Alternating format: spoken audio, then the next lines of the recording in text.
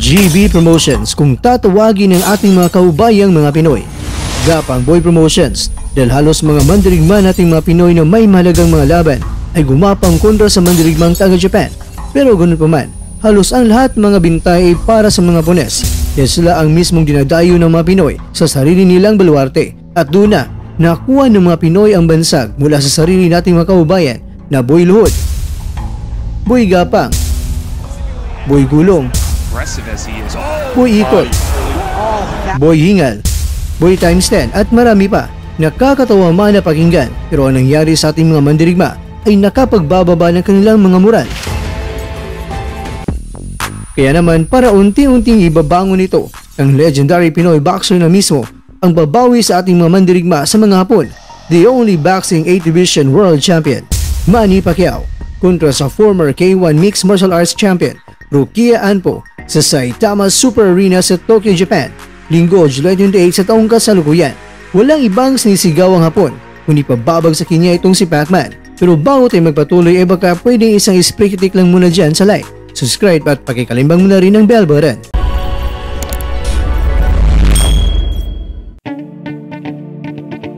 Aakyat sa ibabaw ng lona ang Hapon na tila ba gusto niyang siya ang magiging panibagong Juan Manuel Dinamita Marquez sa makabagong henerasyon. Dahil kung kaya niya patulugin ng maimbing si Pacman ay kanyang gagawin ito. Hindi itinuturing ng Hapon ay isang exhibition fight lamang ito dahil isang duelo na handang isugal ng Hapon ang kanyang buhay sa laban.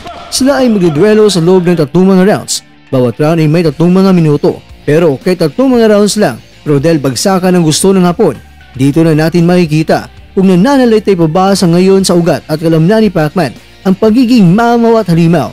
Lalo na nang nakabang sa banta ay mas bata pa sa kanya, nasa kalakasan at baluarte pa niya mismo gaganapin ang laban.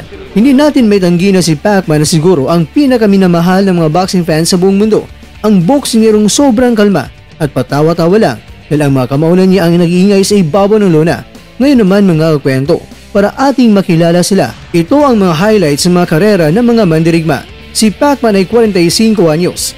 May kartada na 62 wins, 8 losses, 2 draws at 39 knockouts. Nakatala ng 18 knockouts sa loob lamang yan ng 3 mga rounds. Nagawa rin ni Pacman na 6 na beses na ang kalaban niya ay tinalo niya sa isang round lamang. At higit sa lahat, ang hindi matatawarang nagawa ni Pacman ang pagiging world champion sa 8 mga dibisyon na siya lang ang nakagawa nito sa buong kasaysayan ng boxing. Habang itong si Rukia Anpo naman ay may kartada na 27 wins, 8 losses at meron siyang 1 draw sa kickboxing na record at nakatala din ito ng 40 knockouts. Nagawa din niya ang 5 mga laban na tinapos niya ang kalaban sa round 1 lang at siya pa ay former K1 Super Lightweight Champion. Itong si Anpo ay wala pang karanasan sa professional boxing. Pinalitan lang niya ang kanyang kaubayan na si Chihiro Suzuki na isang maangas at sikat din na martial artist sa Japan. Pero dahil nagkaroon ng injury sa kanyang kamay sa nakarang laban niya na nagsilbi sa ng China fight niya bago harapin si Pacman kaya hindi natuloy ang laban, kaya ang tumanggap sa hamon na itong si Anpo na. Alam naman natin mga kwento na kahit bata ay kilalang kilala na nila itong si Pacman. Kaya mas maganda na kilalanin na lang natin itong si Rukia Anpo. Siya ay binansagan na Demolition Man, 28 anyos, sikat sa Japan sa larangan ng kickboxing at hindi lang yan, isang MMA fighter pa. Sa paparating na laban nila, ano naman kaya ang mga rules sa laban? Ang susundin nila mga kwento ay ang rules siyempre sa boxing, kaya bawal talaga na sipain itong si Pacman dahil may malaking multa ang handa ipataw kay Anpo. At alam nyo ba mga kwento kung magkano? Well, $5 milyong lang naman.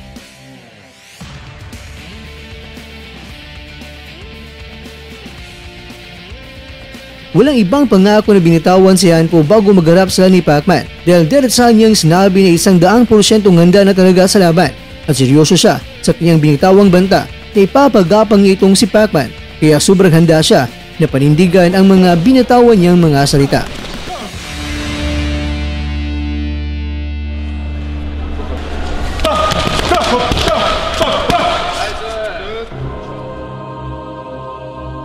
Mga kwento, ang labang Pacquiao kontra Rukia ay may tuturing na isang paghahanda dahil si Pacman ay may nais na makasagupa para sa WBC welterweight title na pagtutuos at kontriyan sa isang mamaw din na si Mario Barrios. Sana ang maangas na Hapon na palaging nagsasabing gawing gapang boy si Pacman.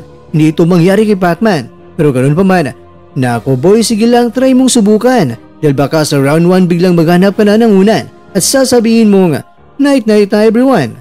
Kaya good luck Manny at huwag kumpiyansa din sa kalaban dahil mas bata at may pagkamamaw din yan. Kaya huwag kalimutan mga kwento na suportahan ng ating pambato. Ikaw kakwento, bago ang laban, ano naman ang mensahe mo sa ating pambansang kamao?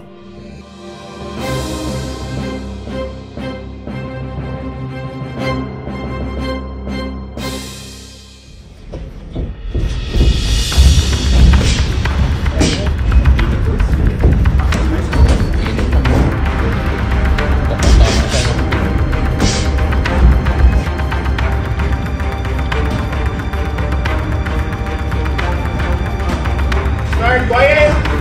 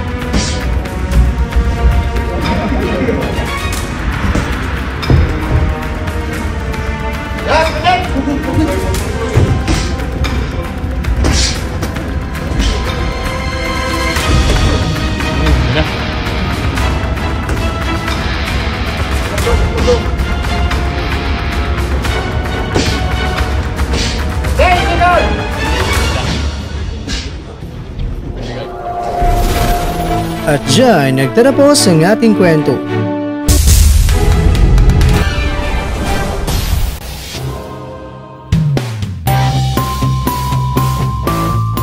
Maraming salamat mga kakwento sa inyong panunod. Pero baka naman mga kakwento ay nagustuhan niyo po ang kwento natin ngayon. Baka pwede niyo po akong mabigyan dyan ng like, subscribe at pa-click na rin sa bell button.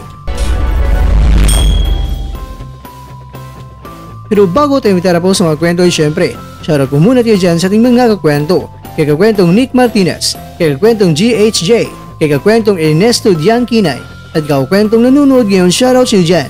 Bueno, hanggang dito po muna ang ating kwentuhan. At abangan nyo lang po ang ating susunod na video. At dito lang po yan sa isang channel na kung saan maaaring ito'y mga kwentong di pa na kwento sa inyo.